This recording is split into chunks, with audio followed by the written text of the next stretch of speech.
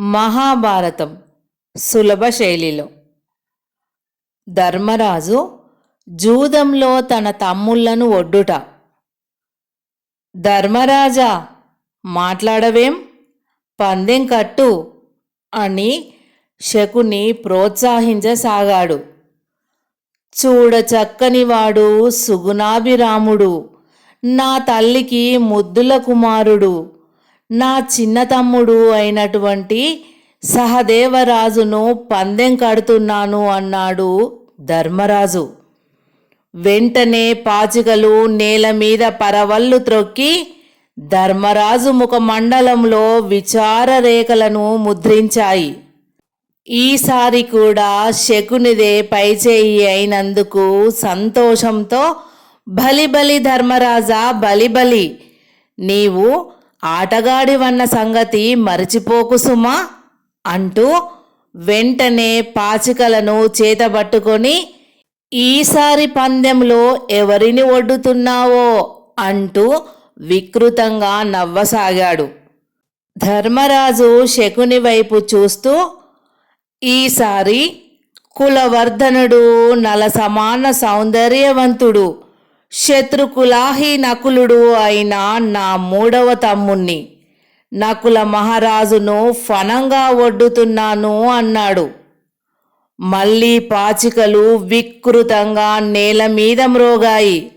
తర్వాత పందెం చెప్పు ధర్మనందన, తొందరగా చెప్పు అంటూ కర్ణుడు అర్జునుని వైపు హేళనగా చూస్తూ అన్నాడు.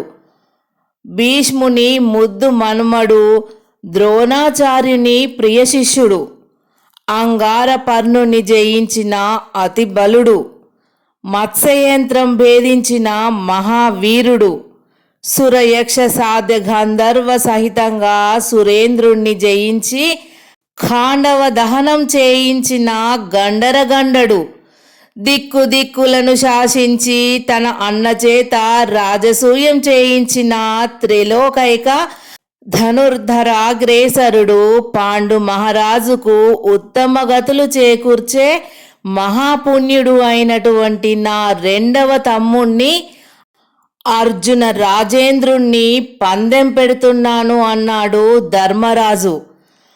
పాచికలు దుర్యోధనాదుల గుండెల్లో సంతోష రేఖలను తాండవ నృత్యం చేయిస్తూ నేల మీద దొర్లాయి.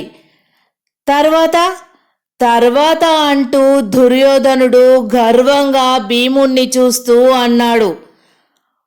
అందుకు ధర్మరాజు, ప్రపంచంలో ఎవ్వరూ కనివిని ఎరగని విధంగా తన అన్నదమ్ములను, తల్లిని లక్క ఇంటిలో కాలిపోకుండా తప్పించి లోక భయంకరుడైన హిడింబాసురుణ్ణి, మహాబల దుర్వారుడైన బకదానవుణ్ణి అవలీలగా వధించి జగద్రోహి అయిన జరాసంధుణ్ణి రెండుగా చీల్చి ఈ విపత్సమయంలో అన్న ఆజ్ఞకు కట్టుబడి శాంతం వహించి ఉన్న గంధగజేంద్ర సహస్ర బల సంపన్నుడైన నా మొదటి తమ్ముణ్ణి భీమసేన ప్రభువును పందెంగా కడుతున్నాను అన్నాడు ధర్మరాజు. పాచికలు మళ్ళీ పారాయి. ఓడిపోయావు ధర్మరాజా, ఓడిపోయావు.